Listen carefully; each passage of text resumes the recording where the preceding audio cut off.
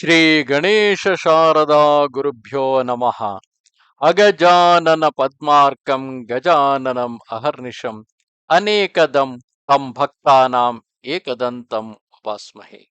Welcome to all for this session on Ganesha Purana to chapter 82. In the previous chapters, we have seen Kritavirya's son Kartavirya came to the hermitage of Jamadagni while on the way for hunting, and he was well treated by Jamadagni. But he was surprised at the fact that he could able to treat his entire army with the help of Kamadhenu, the wishing cow. And then he demanded that the cow be handed over to him because he wanted to own it. Jamadagni refused for that, saying that the Kamadhenu cannot be owned by anybody. It was given by the demigods for performing the sacred yajna and other aspects in the ashram, in the hermitage of sage Jamadagni. So the furious king Kartavirya ordered his people to snatch and take away the Kamadhenu, but the army generated from the Kamadhenu's body defeated the army of Kartavirya. Finally, the frustrated Kartavirya killed both Jamadagni and his wife Renuka. And then on, while Renuka was calling for her son, Parashurama came and he saw what had happened. And then, as per the orders, he started performing the last rites for his parents. After Bhargava Rama, or he belongs to the family of Brigu, so that's why he's called as Bhargava Rama. So, after Bhargava Rama had performed all the funerary rites as prescribed in the Shastras for the departing soul, just as it is described by the Brahmins there, and after he had undertaken the funerary rite pertaining to the repose, he placed the fire sanctified with a mantra on both of them. Straightway he departed. Then, after finishing all the funerary rites, he departed to meet the sage Dattatreya. On finding him through meditation, Bhargava Rama bowed to that bull of sages who was wearing dirty clothes, holding a dog in his hand, dirty, emaciated, and accompanied by his students. It is a generally, I mean, customary that it's not necessarily be the so, but even then, the avadhutas not necessarily be wearing the fine clothes which will be attractive to the world. In order to stay themselves away from the worldly people, they try to hide themselves behind those dirty clothes. So it is not a compulsion that they need to wear it, but it is basically the way they keep away the worldly people. With his palms clenched in homage, that Brahmin Bhargava Rama stood before him for 1.5 hours. Although he knew his intention, the omniscient sage Dattatreya, after welcoming Bhargavarama, he said, "Notwithstanding that I know your purpose, I want to know why you have come here." Though he knew everything, why exactly Bhargavarama came in front of him, still he wanted to hear it from the mouth of Bhargavarama himself. Rama then told that tale clearly from the beginning what had happened between Kartavirya and his father Jamadagni. That king who is Kritavirya's son came to my father's hermitage where he was fed with the best food including many kinds of cooked food. He ate with his army and then he asked for the wishing cow, the Kamadhenu, which had arranged that entire feast. But when she was not given, he resolved to take her by force. She was struck, and then she produced various kinds of soldiers.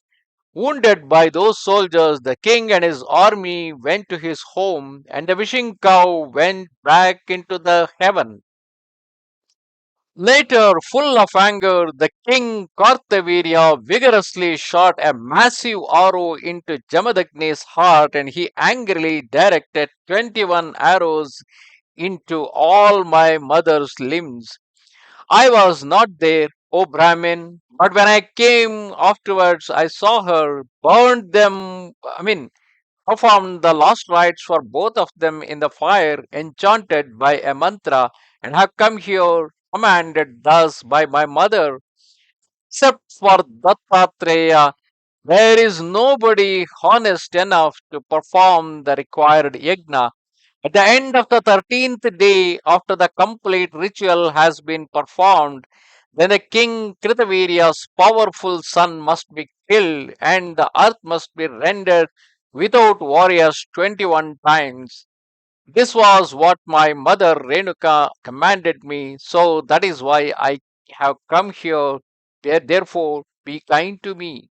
So there are certain rites which are supposed to be performed for the departed souls from the day 1 till up to the day 12, and on the day 13 there will be some special ceremonies, all this kind of a thing for the departed souls.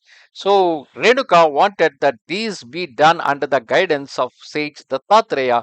Not just that, since sage Dattatreya could think in a very sane way, only he can direct Parashurama or Bhargava Rama regarding how he can finish Kartavirya, because Kartavirya was having 1,000 arms and he was invincible. So how to kill him, and then how to kill all the warriors on the earth by traveling 21 times around the earth. So he came here to Dattatreya for his guidance. Having heard Rama's speech, that sage who was Renuka's friend, his heart distracted by grief, made this speech to Rama. It is not desirable to quarrel with someone in whose house one has eaten excessively. It's always not a good practice for a guest who came to somebody's house and having food there, and after having the food, take up the quarrel with them, and even killing them is the biggest sin ever that can be committed by a guest. If an evil man does this, its fruition will soon be seen, because yet Kartavirya has committed such an evil act. So soon uh, we will go into suffer for the same. But now let us correctly perform the obsequies for Jamadagni and Renuka. On returning to the hermitage with Dattatreya, Rama devoutly performed the funerary rituals for his parents at the end of the second day with mantras recited by Dattatreya.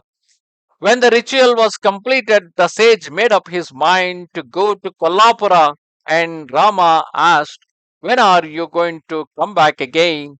The sage then replied to him, "Whenever you recollect me with the thought, please come, O Dattatreya, you will see me, O faultless man." Then, having performed the ritual, he went begging each day, thinking that he must not eat the food of someone who is impure. And on the fifth day, after he had completed the ritual, the bull of sages departed, having received assent to do so.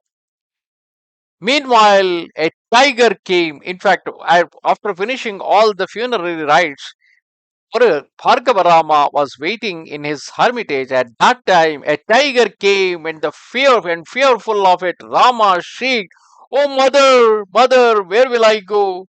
Then, because of Rama's plea, Renuka manifested herself headless.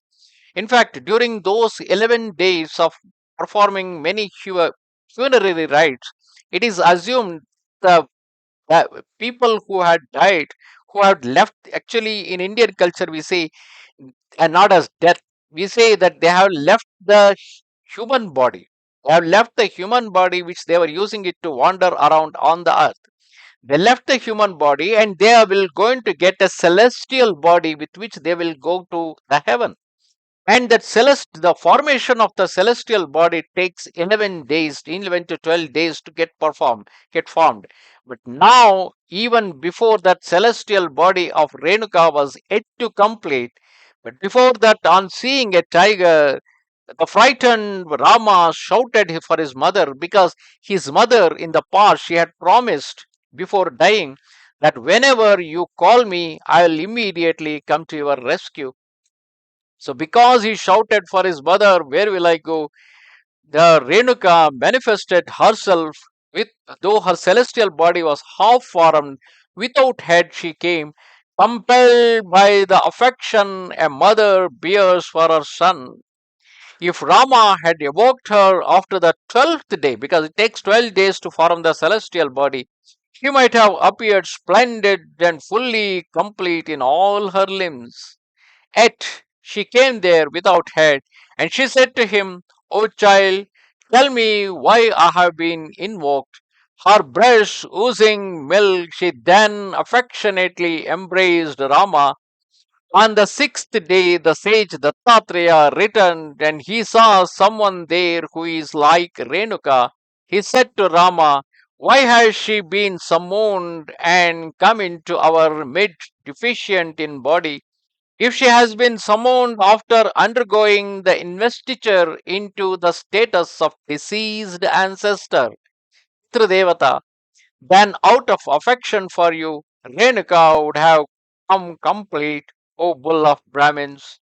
Then Rama told to Dattatreya, O tiger of sages, because of a childish fear for a tiger, I spontaneously called out mother, and I saw one like her. The Brahmin released a bull on the 11th day, and on the 12th day he performed the investiture into the status of deceased ancestor for those two. And on the next day, the funeral meal and the proclamation of the day as being auspicious. Because for the first 11 days, it is not considered as an auspicious thing. People are assumed to be still not supposed to involve in any divine activities or anything. And then after performing of the 12 days of the kriya karma, they are considered as auspicious. After that, he gave many presents to the Brahmins in accord with their status. Jamadagni then went to Brahma's world, the Brahma Loka or the Satya Loka, in a celestial body, and the woman who was like Renuka stayed in various places on the earth and fulfilled all the desires of those people who practiced devotion. Even today, from Savadatti Yellamma, there is a famous temple in Karnataka, as well Chandragutti. There are many places where Renuka is manifested and she is being treated as a goddess and people do worship of her. It is particularly in the Skanda Purana that this glorification of her has been extensively narrated, but that has not been narrated here because of excessive prolixity. Thus ends chapter 82 of Upasana Khanda of the glorious Ganesha Purana, in which we have seen how Parashurama or the Bhargava Rama performed all the due rites for the end of the end of his parents by putting them into the fire and then taking care of all the rituals which are supposed to be performed for the dead people. In fact, it takes 12 days for them to get their celestial body so that they can go to the heaven. Jamadagni, in fact, in that way, got the complete celestial body and he went to the Brahma Loka, while Renuka, as she had promised to her son out of her motherly love, when Bhargava Rama saw a tiger and childishly called his mother, she came with half formed body to see her son, and then in the same form she remained in many places on the earth as a goddess who is being worshipped.